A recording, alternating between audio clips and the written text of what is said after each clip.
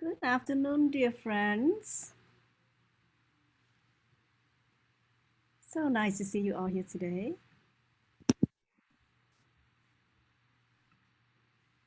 Are you able to hear me okay? Wonderful.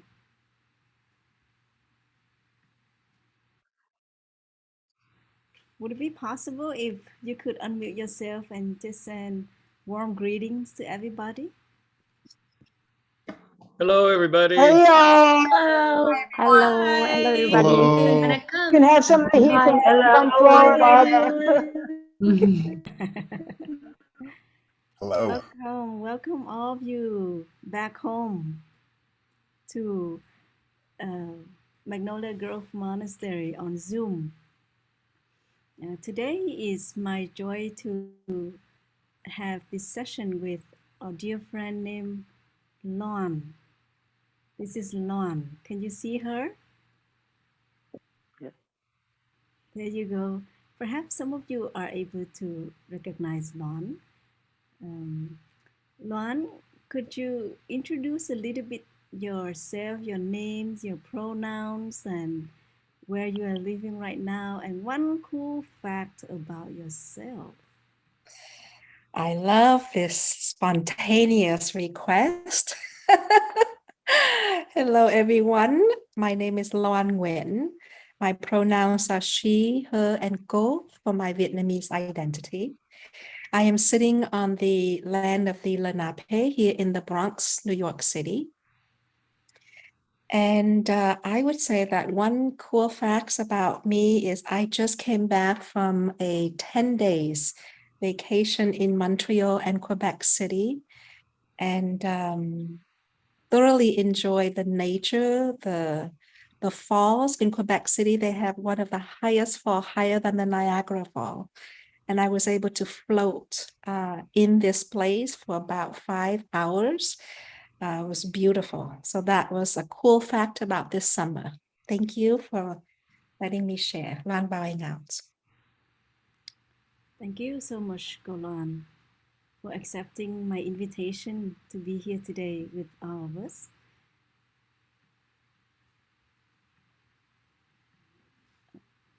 So, dear everyone, my name is Sister Nghiem. My pronouns are she and her, currently residing at Magnolia Grove Monastery. It's nice to see some friends that haven't been here for a few weeks and now to see you again. Welcome back. And familiar faces from last week. I see you again this time. And I also would like to ask, any one of our friends here are here for the first time. Can you raise your hand? Okay. We have 3, 4. Okay. So it seems like on a weekly basis, we have about 3 to 5 new friends. And the rest of you are friends that have been here for multiple times. Once again, happy to see you all. Let us give each other flowers. This is a gift we're giving to ourselves on this Thursday. And happy September. Happy continuation to all of you whose birthday is in September. I hope you will have a wonderful celebration with yourself, with your loved ones, with your colleagues, or with your pets, your favorite plants, trees, just with your favorite. Whenever your birthday is, your continuation day is, I hope you have a wonderful time with your favorites. Yeah, and each one of us can have our different favorites, right? Shall we start off with some songs?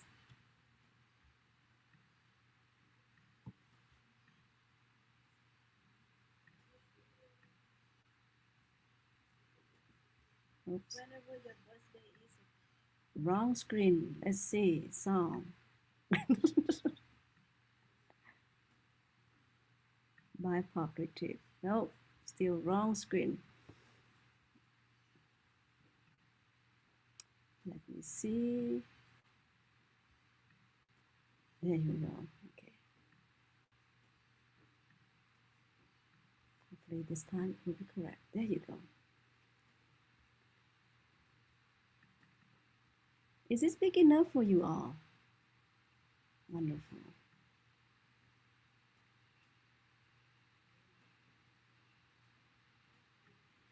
So, is there a song that you would like for us to sing together? You may put that in the chat box. No coming, no going. Yes. We just started our session, so we can sing no coming, no going. I am a cloud.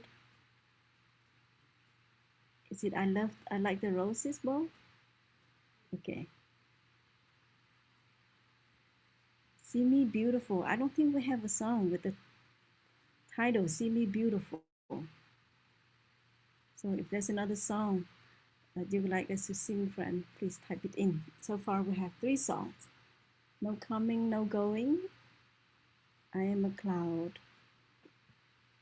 And then I like the roses.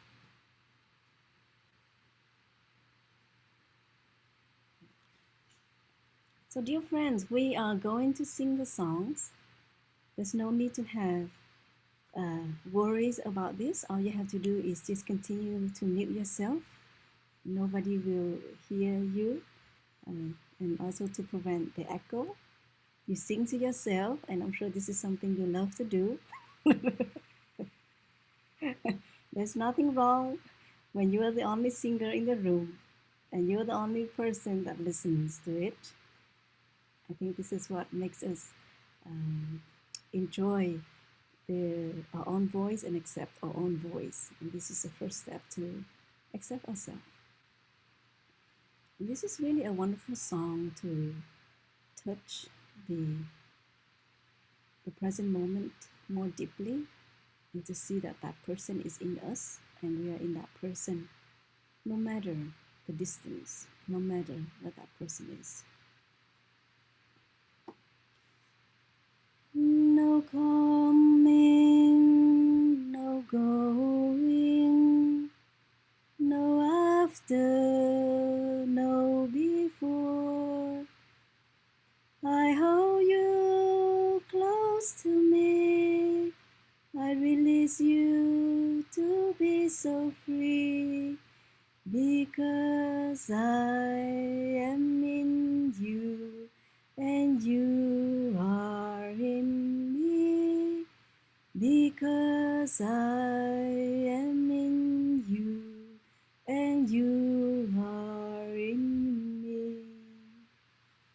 No coming, no going, no after, no before. I hold you close to me. I release you to be so free, because I am in you and you are in me, because I am in you and you are in me.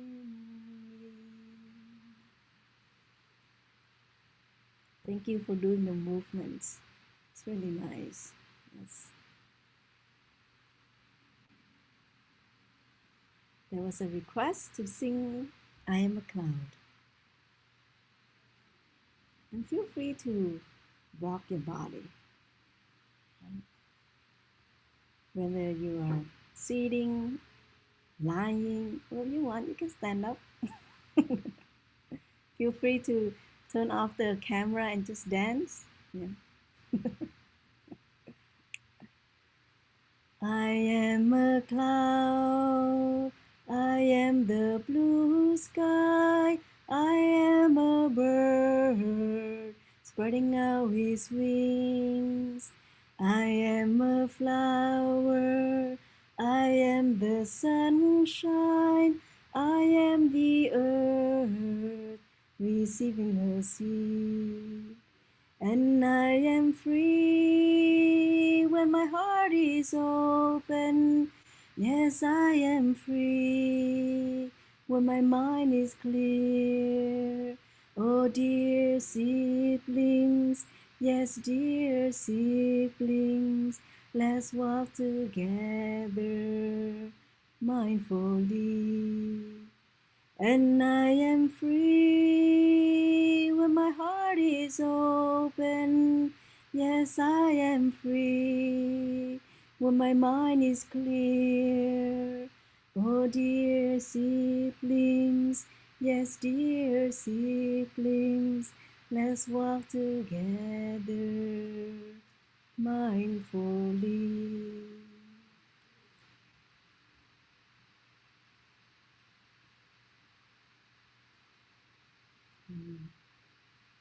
We have a friend here that is attending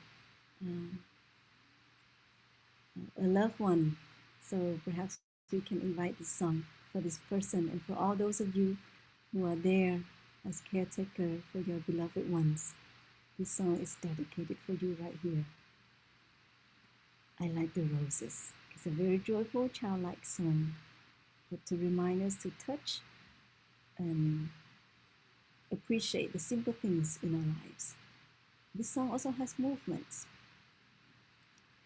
I like the roses, I like the daffodils, I like the mountains, I like the rolling hills, I like the twinkling stars when the sun goes down.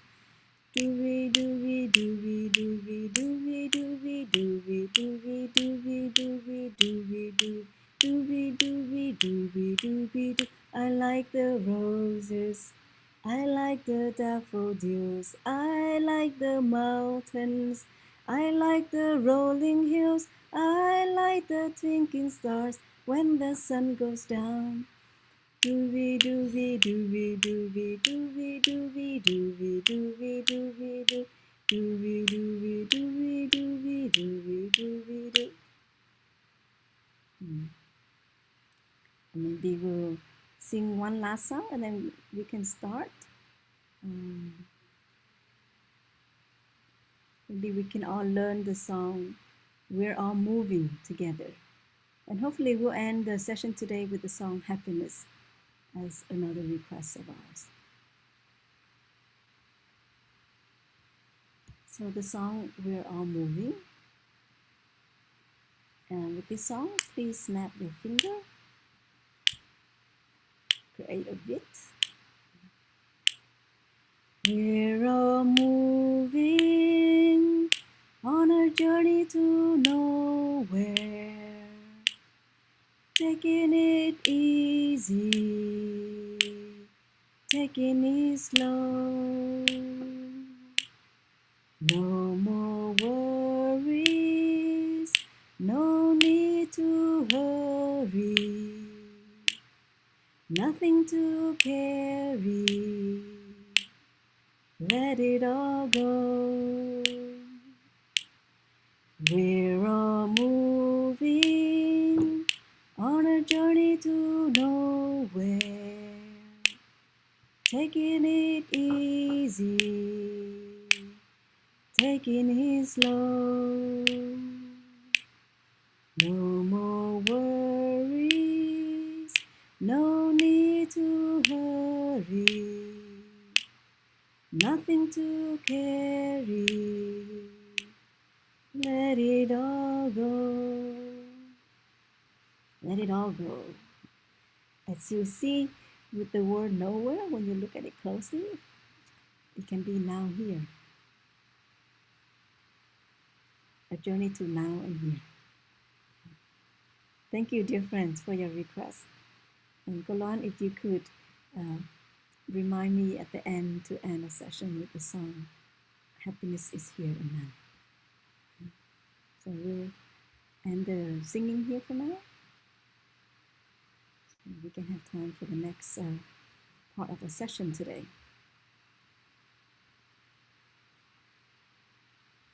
Yes, I can share with you the link of the songs so that you can download them and have them available for you. Is that something that would help?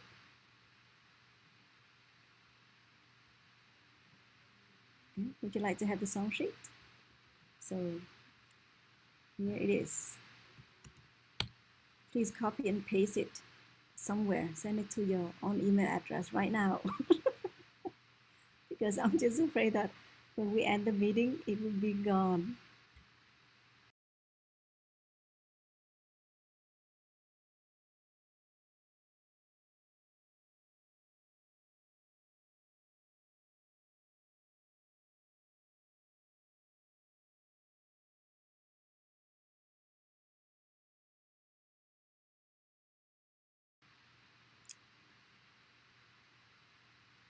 Yes, thank you, everybody.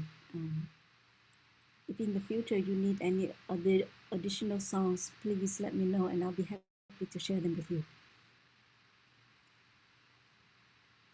So, dear friends, today LoAn and I, we will do a talk show style kind of session. We'll focus on the theme of loving speech. That is the second part of the 4 skillful ways of, do you remember? Of what? Inspiring others, right? We will have a pop quiz later, but before that, we, we will do like a guided meditation just to relax our body and mind, and then we'll have a pop quiz. If you are a teacher, this is a great way to help your students to stay calm and have better test results during in exam. So today we are going to be like students, right?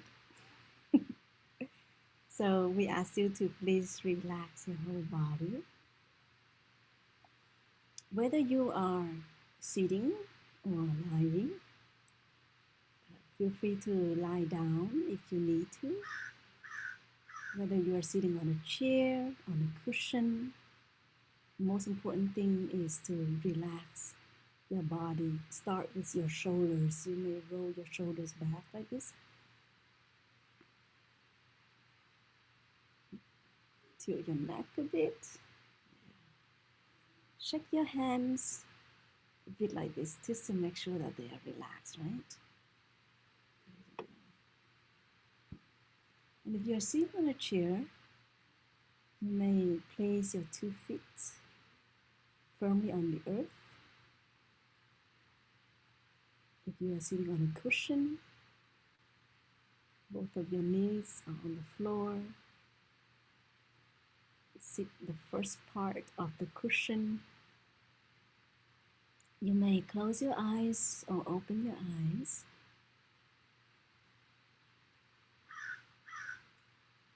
And start to pay attention to the sounds that you hear. Whether that is my voice, the sounds in your room, the birds singing,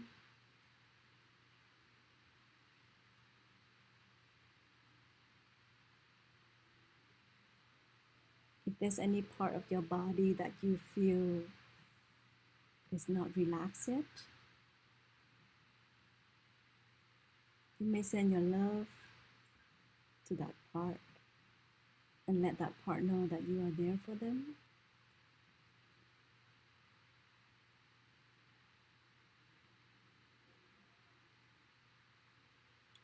If you want, you may place your hand on your abdomen to feel the rising and the falling of your abdomen as you breathe in and breathe out while listening to 3 sounds of the bell.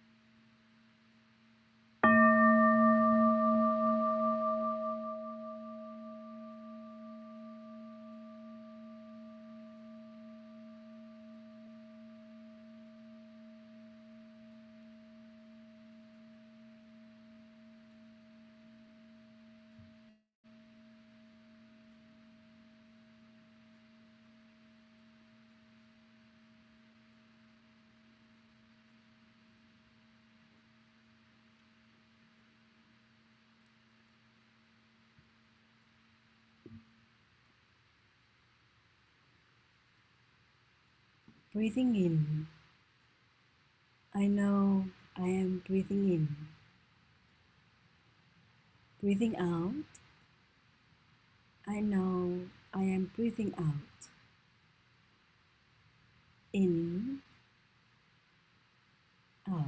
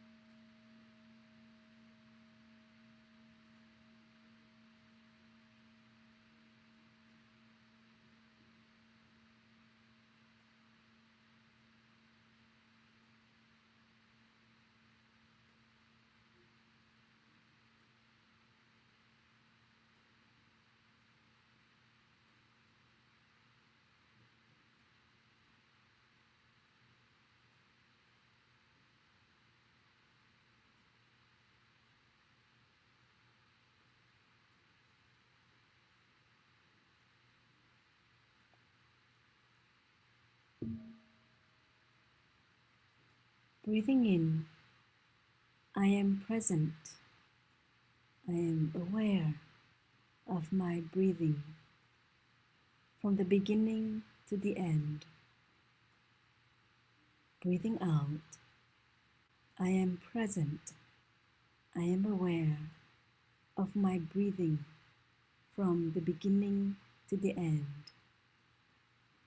In, beginning to end. Out, beginning to end.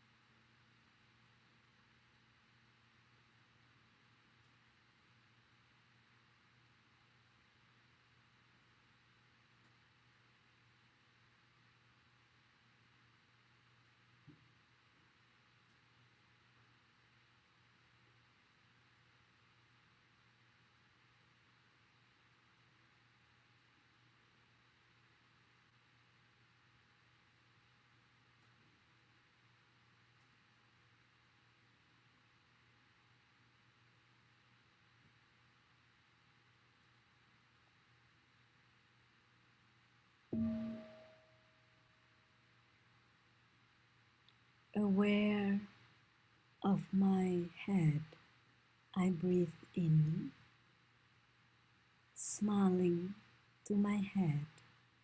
I breathe out, aware of my head, smiling.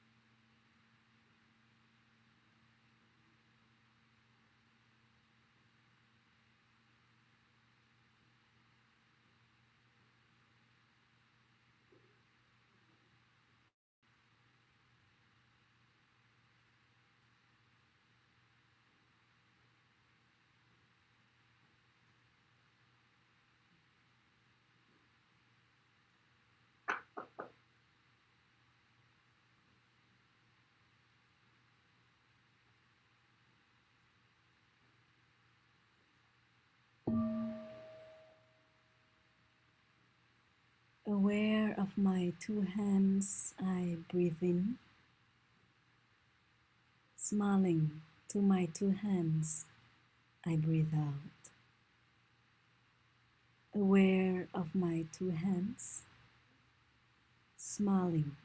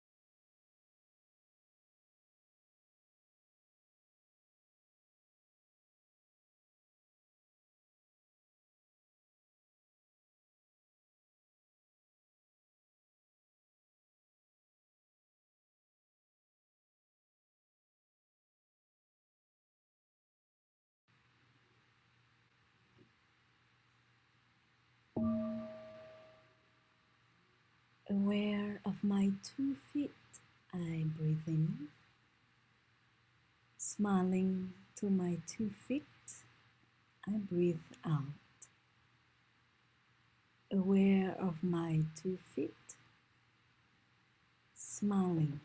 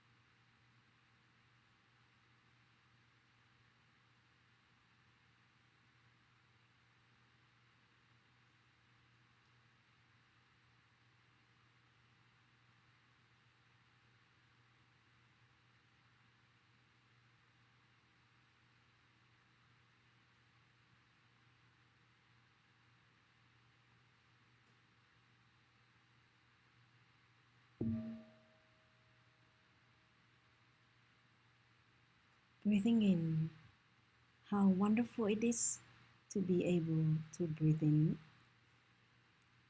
Breathing out, how wonderful it is to be able to breathe out. In, wonderful, out, wonderful.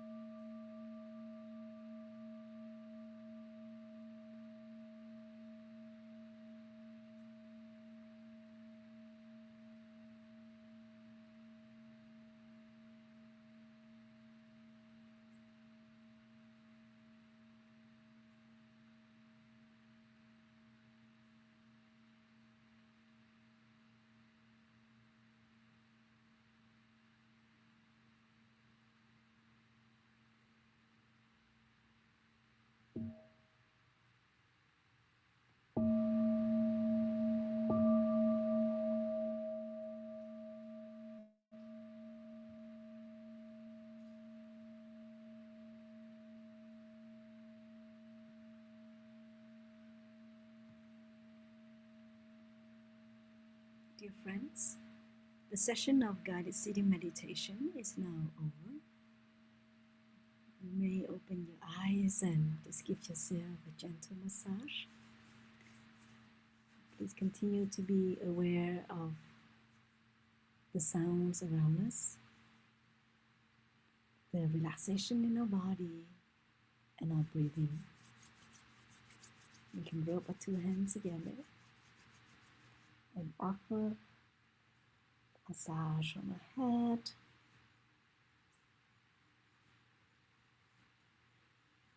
Whenever you have a headache and you massage like this, gently, it really helps. Back of your head, to your neck.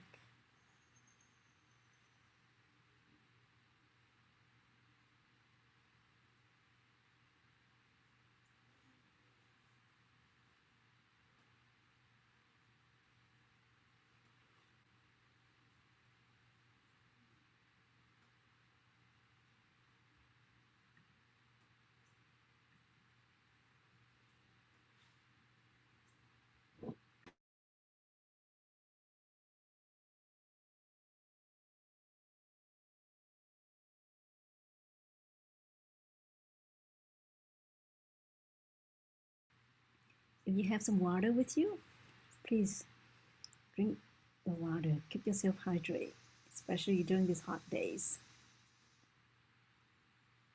LoAn, you have some water with you? Wonderful.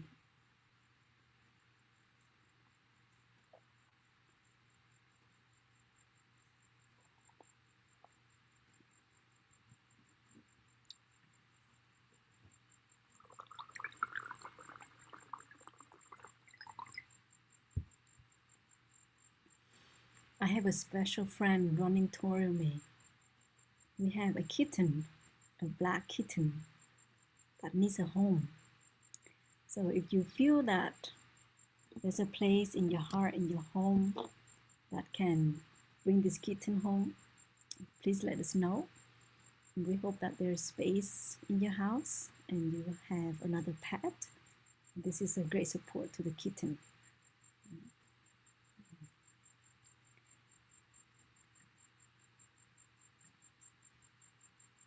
So dear respected Thay, dear beloved friends, today is September 1st in the year 2022. Can you believe it? It's been 9 months since 2022. We only have 3 more months left. Time flies, doesn't it? And I hope your life is at the stage where you wish it to be right now. Or if you are experiencing some challenges and difficulties, I hope that soon it will be better for you and your family. Today, we have a great opportunity to have LoAn. If you are English speakers, then the best way to pronounce her name is LoAn. To be here with us as we continue the 4-part series on the theme, the four skillful ways to inspire others or to win hearts. I don't know if the word conquer is the right word. LoAn. Yep. Wow. Even though it is the right word to go, I think the translation that you are offering to win hearts, it's so much more graceful and it's a give and take. Okay. Can't be conquering a heart. That doesn't sound right? Conquering a heart. Okay, to win hearts. Sounds more graceful. Last week, LoAn wasn't here when we did the first part, which was on generosity and giving. I would like to ask if one of our friends could unmute yourself and share with us, first of all, what are the 4 skillful ways to inspire others to win hearts? If you remember, could you please unmute yourself?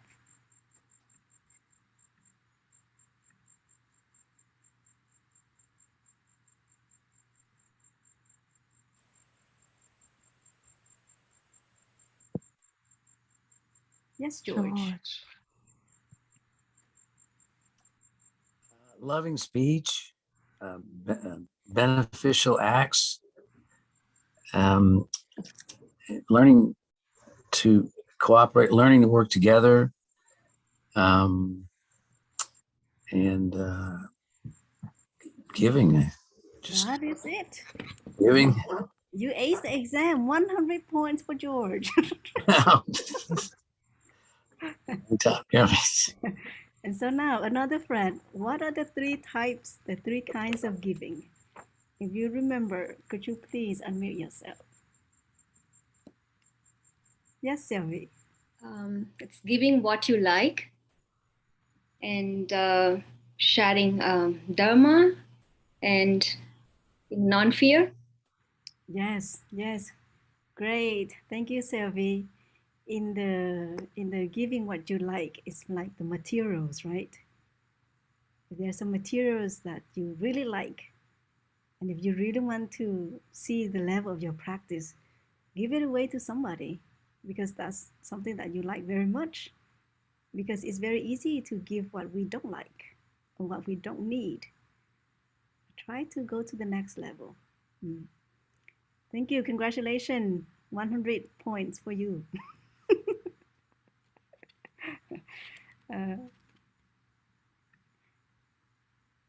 So as we know that there are 4 ways, and today we get to learn another way, which is loving speech. May I ask how many of us here have received the 5 mindfulness trainings? Can you raise your hand? Okay, so you are very familiar with the 4th mindfulness trainings, right? On loving speech. Wonderful, wonderful. First of all, if you would like to learn more about loving speech and deep listening, one of the books that you may like to read, written by our teacher, is The Art of Communicating. If you haven't heard of that book before, please lend yourself a copy. As I was reading something related to loving speech today to prepare for our session, and Mitchell Radner, one of the Plum Village Dharma teacher in the US, wrote an article, and in the article he invited practitioners to ask this question: why is it so difficult to speak truthfully using words that inspires confidence, joy, and hope? Maybe we'll go into more details later.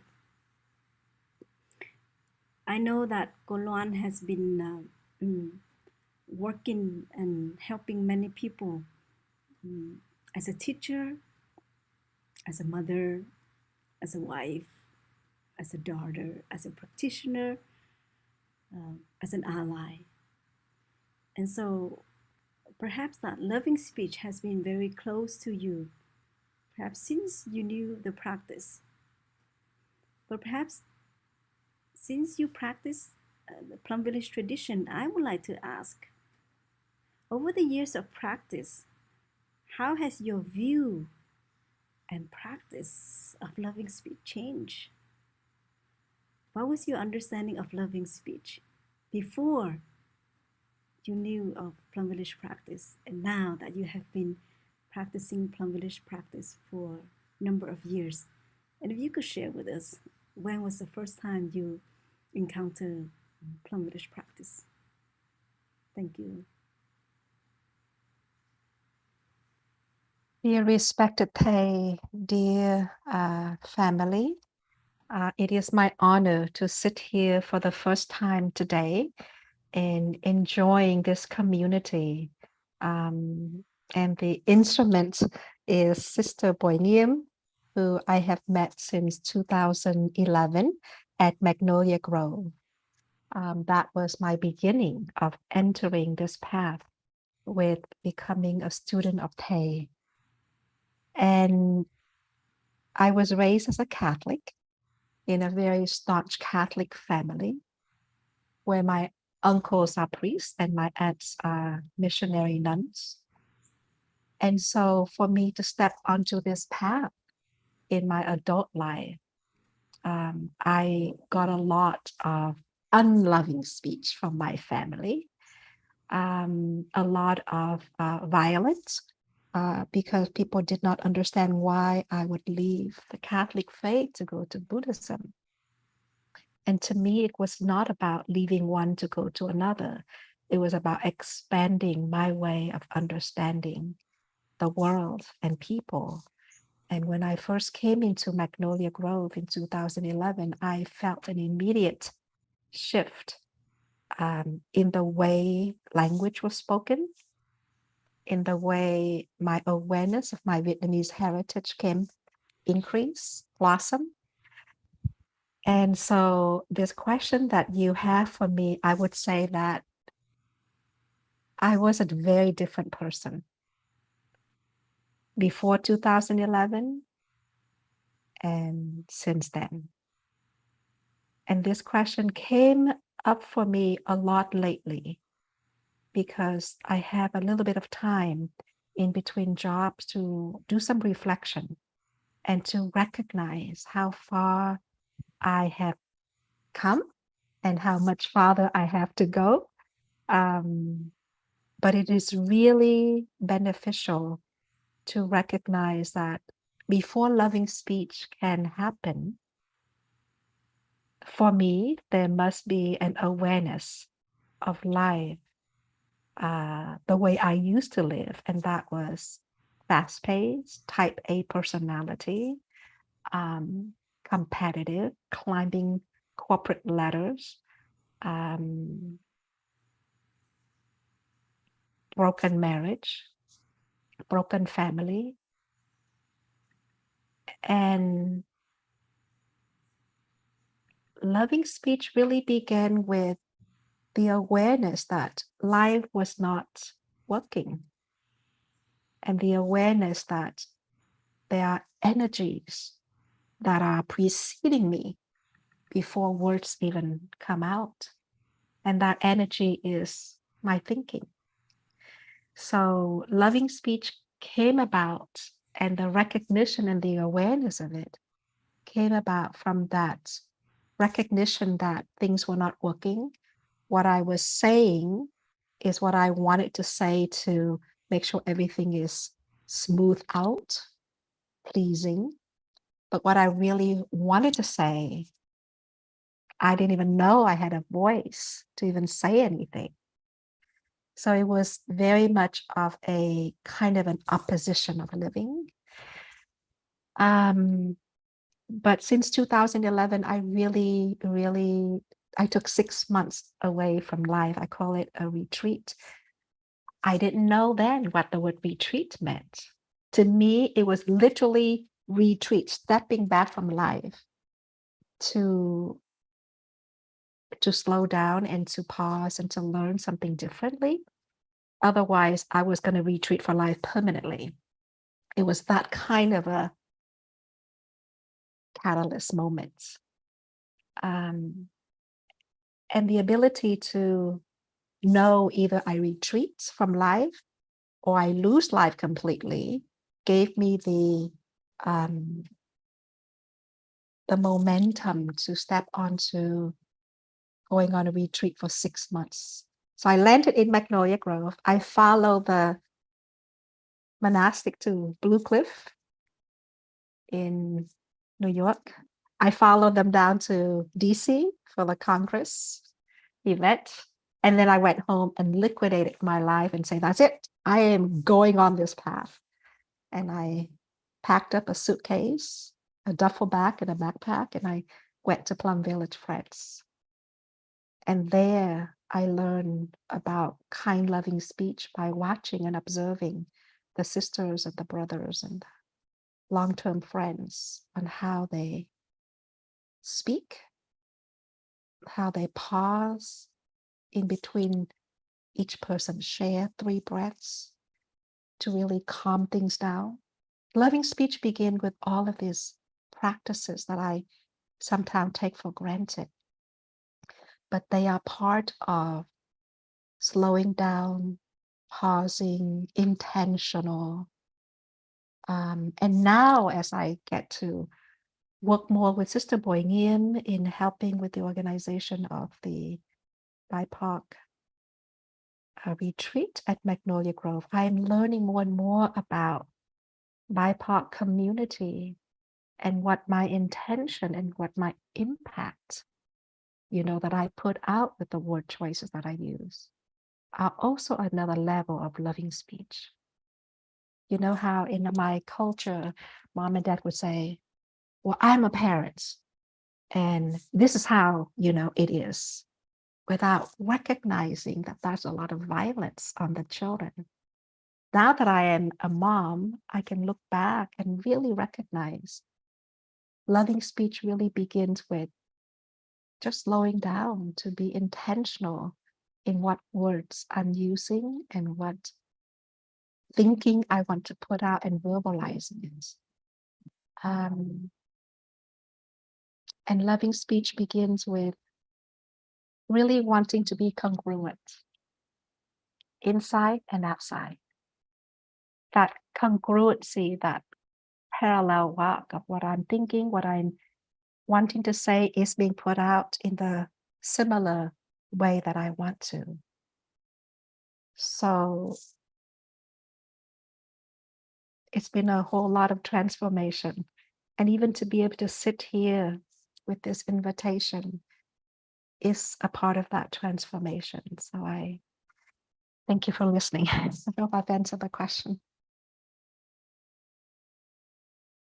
Yes, thank you, LoAn, for sharing with us your journey to spirituality and your journey to loving speech. In the fourth mindfulness training, one of the sentences is, words can create happiness or suffering. So we are encouraged to be mindful of the words that we use and also the words that we don't use. Because when we talk about loving speech, it's not only about the words that we use, it's also about that nonverbal communication, the energy that we give out, the eye contact, the silence that we produce, that we give out when we are with somebody. And perhaps some people, some of our friends who are new to our tradition and new to our practice and don't yet quite understand what is loving speech. What does loving speech consist of? How do I know when this person is using a loving speech because of their love, their genuine heart? Or how do I know when they're using words that try to take advantage of me or take advantage of something else? And so, how are we able to differentiate between the two? Or some people think that loving speech means you share words that are, of course, loving, gentle. But is there like fierce compassion behind loving speech? Is there tough love behind loving speech? And if you can share with us the time when you practice loving speech in a difficult situation with someone you had problems with. I am looking at the mindfulness training and the word that you've just talked about. Knowing that words can create happiness or suffering, I'm committed to speaking truthfully, using words that inspire confidence, joy, and hope. Yet there are times when loving speech is not about flowering speech. It's not about watering the flower all the time. There are times for that, and there are circumstances for that. But when anything that is good overused, it becomes no longer precious. In the work that I get to do in life is the work of supporting. So I am working with nonprofit organization, supporting parents and families of youth who have come out as LGBTQIA+. And so I have about 10 plus support meetings that I either facilitate or co-facilitate and organize and find volunteers and train parents who've stepped up into this role. And I continue to be amazed at my capacity and energy to hold space for these parents. And I really have to come back and I really have to say that is the practice of being present, is the practice of being here and now, and really transmitting by deep listening to what the parents are saying, but not really saying. To hear the fear in what they're saying, and to be able to instill trust in that moment that I'm not an expert, but I am a parent of a child in the community. And through those kind of deep listening, in order to really extract what they're not saying out of fear, and be able to take the courage and to name it and to call it what it is. Call me by my true names. Every term, every incident, every situation has a word. And like you said earlier, it's in the tone, it is in the way our mannerism. That is part of loving speech. And when certain parents have been through the support meeting half a dozen times and still displaying a lot of fear, there has to be a moment when that fierce loving speech also must come out. And that is to really, in another dimension, we call it come to Jesus talk kind of a thing, to really have a certain conversations to support these parents, to see that anything can happen. It is your choice to take a path. And often people say, oh, but it's just a phase my kid is going through. Then be all in with that phase, parents. Because when that phase ends, there'll be another phase. And that is with kids. They're growing. Kids of all types and all ages and all differences, they're growing and they need to be allowed to grow. And so the kind, loving speech sometimes has to be a nudge, because I've experienced a nudge. I've experienced a 2x4 hitting on my head just so that I know I've got to move on. So it all depends on circumstance. And I know our amazing, beloved Thay may appear to me as so kind, benevolent, but I know behind Thay is a plate of steel. And so this teaching of deep listening and loving speech is about paying attention to what is going on now in order to use the right word choices, the right nudge, the right redirection if necessary.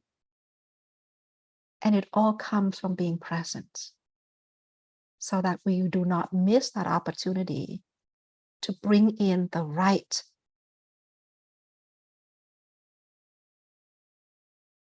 speech.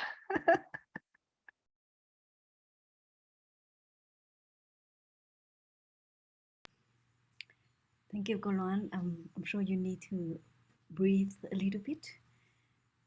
So maybe we all can breathe together, and after that, LoAn can ask me a question. Yeah. Let us listen to one sound of the bell.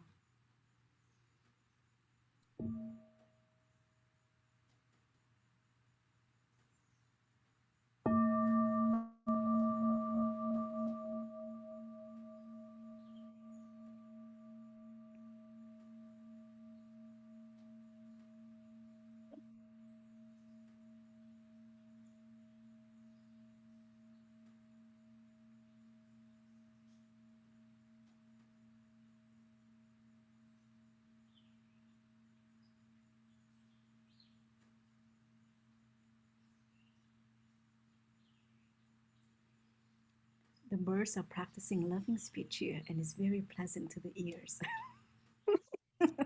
Yes, nature. You know, Shiko, you asked me the question, the very first question, and I would love to invite you to share that um, reflection as well. Your path of becoming a monastic from the moment you came in to now probably has been a decade plus or two. And how has the loving speech component shifted in you? What have you noticed today that you thought, wow, that's some experience? Or has the time on the job made it more difficult to practice loving speech at times? Thank you for your question. I've been a nun since 2005, so that has been 17 years already. And I have to say that my practice of loving speech is still very weak. For those of you who know me personally, so none of you here know me personally, except my blood sister, Sister Nghiem. she sees me when I'm angry. She sees me when I'm irritated, and she knows how my eyes look and how my voice sounds. And the other day, two of us had a very deep and personal, and quite kind of achy to the heart conversation, because I feel that it's a conversation that is very needed to have. Loving speech is a very difficult practice for me, because it takes skills and a lot of mindfulness to practice it, especially with the people that I have difficulty with. Here, I just want to focus on with the people that I have difficulties with. With the people that I don't have difficulties with, it is not a problem. It's very easy. And I also need that in my monastic life. Imagine if I practice loving speech with only the people that I have difficulties with. Perhaps it can take a lot of my energy. It's not as natural as I wish, right? Because behind it, there is effort. Where else, if I practice with the people that I love, then it's natural, it's organic, and there's not much effort behind it. So that's the path I am leaning toward, is to let loving speech be as natural as possible with the people that I have challenges and problems with.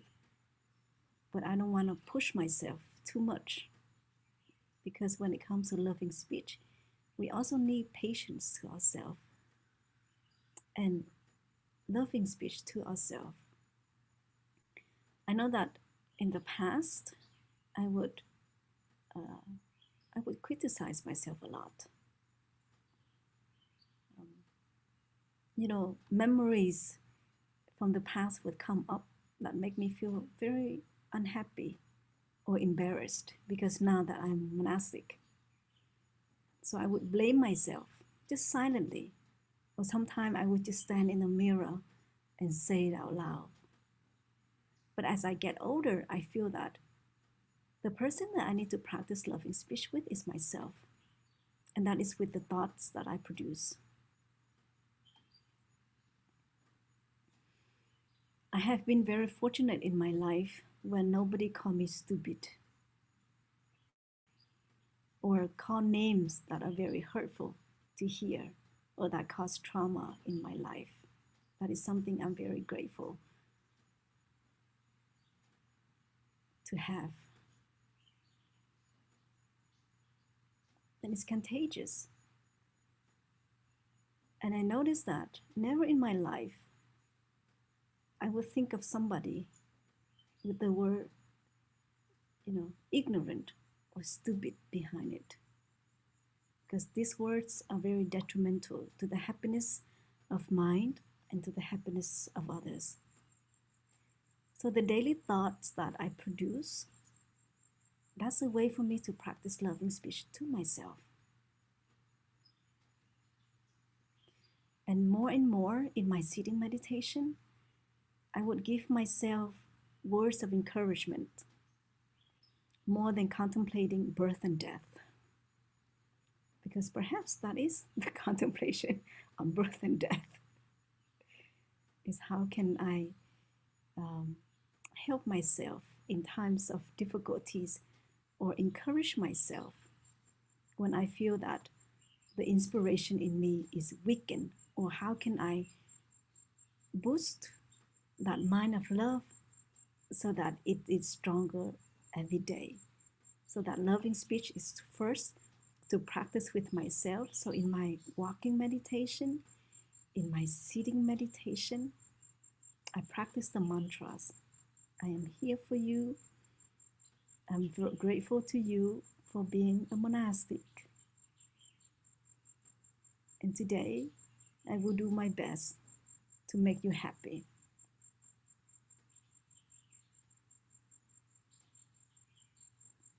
So I need to cultivate that peace in me before I can practice loving speech with others. There are days that I can practice loving speech with those around me successfully, and there are days that are not successful. Especially when I feel something is triggered or activated in me, then I remind myself to speak slowly.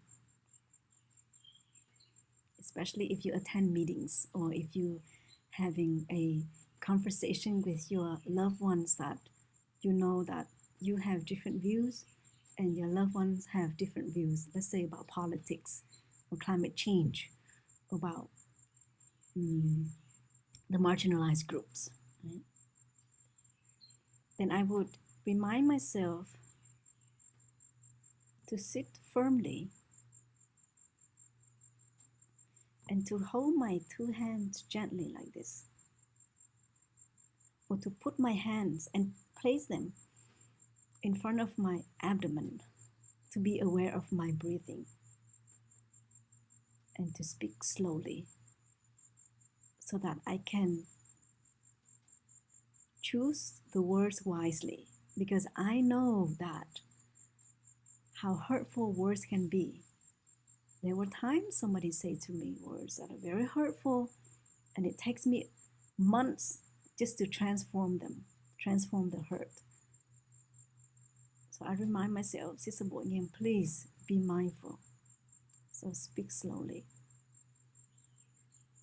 And there were times when I feel we need to stand up for ourselves when we are being falsely accused.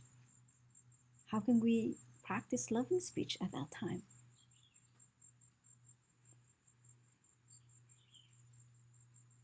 And we know that this is the only opportunity where we need to share.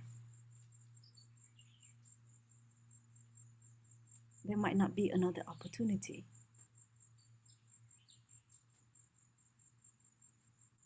So I would use that chance to really share, because there will be moments in our lives where we don't have an ally. Nobody is there. People are there, but there's no bystander intervention. So we stand up firmly on the ground and really imagine that Thay is in the room. If Thay is in the room, I will be very mindful of my words. And everybody is listening.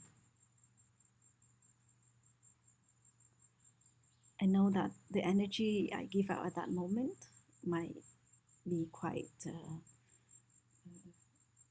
heavy or serious. But I feel sometimes it might help that person to wake up Because if it's just gentle all the time, they might not get it, the hurt, the impact that they have caused. So and I had to do that a few times.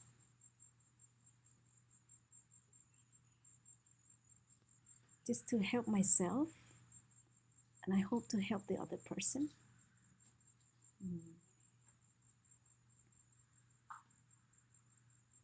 And we have to do that. And we just hope that when we do that, the Buddha in us is there. That we remember that, let's imagine that Thay is in the room, that my mom is in the room. Because these are the people that I love very much. And they help to give this loving energy to me and to the group. And I know that there are people in the room that also love me very much. And it's not just that one person who say words that have hurt me. So I try to remember the people that love and care for me when I share my hurt and my pain lovingly as much as possible, or as mindful as possible. And after that, I would take a walk in nature, or go home and just lie down and do total relaxation, and not to find anybody to talk about it, because I feel it is after that I need to take care of myself and give myself space. So that self-compassion, and just be there for ourselves when we have to speak up, if we have been falsely accused, or that, the perception that person had was just not leading to beauty or to to happiness. Yeah, so thank you for your question, Go. Thank you, dear Shiko, for your comprehensive understanding of loving speech. And the piece that really resonated with me was the people that we have difficulty with. Then loving speech can be a big challenge.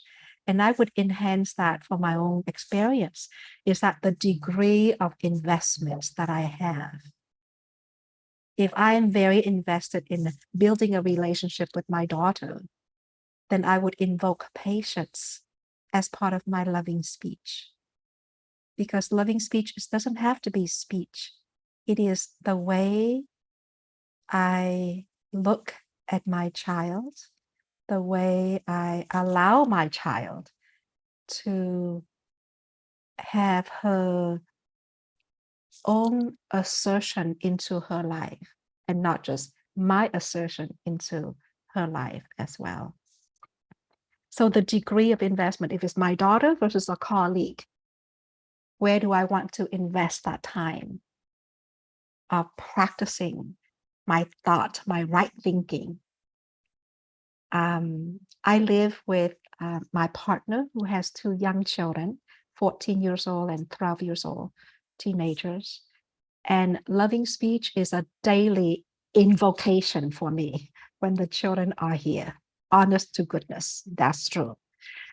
I really have to compose myself. I really have to breathe. I really have to just practice self-compassion. Give myself a lot of self-care and self-compassion. Go for walks, sit and breathe, so that what I say to the children does not have a tint of an attitude. It's so easy because they don't like me. But it's really a daily practice when the children are here. And that is that authenticity coming in. I want to be authentic with who I am. And there's the value system. When I know what my value systems are, then it's not so difficult now for me to bring in my voice, to really communicate and share honestly my reason for resigning from the job that I love so much is because there was a mismatch of values. And that's the word I use.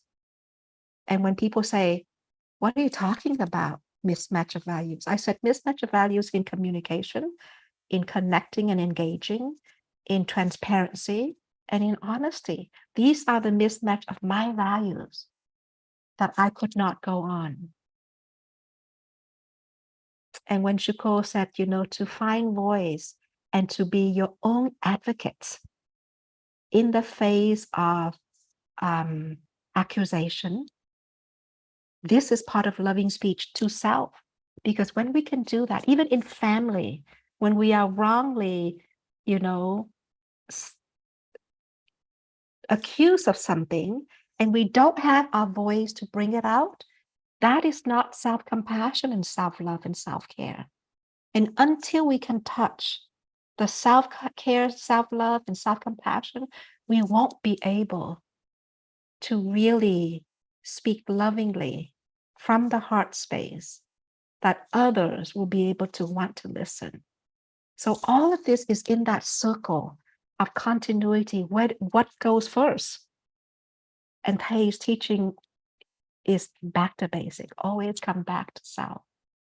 Darling, I'm here for you. How do I practice that sutra first in order for me to embody my words that are part of my value system, that are about clear boundaries to the children? If you make a mess, children, please clean up.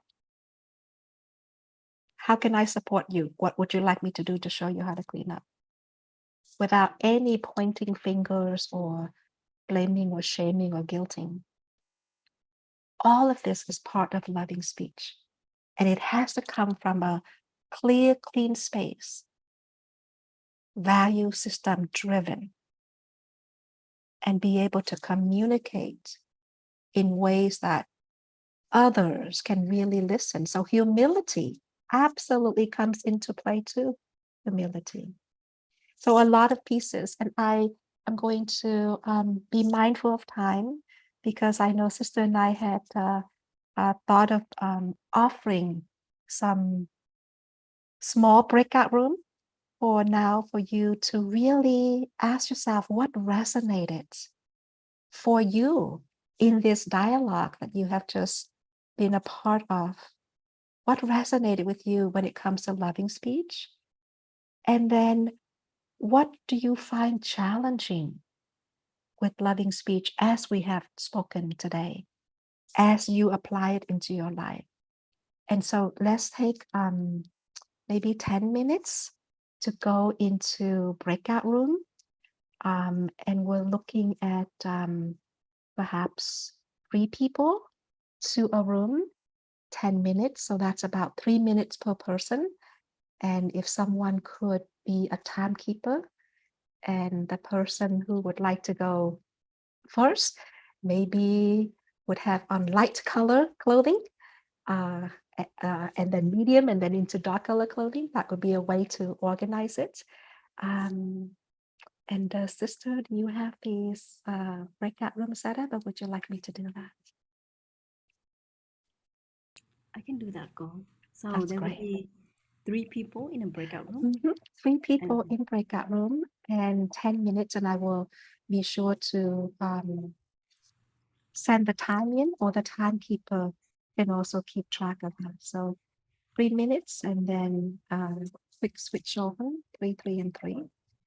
And Sister Nghiem and I can also join as well if we need to be having extra people. so we have 28 participants now. We will end the live stream as we have a breakout group. Yeah. So 7 times 3 is 21. So maybe 8 times 3. Okay, so it's 8 breakout group. Okay. Okay, so let's see. Let me do. Is it okay, dear friends?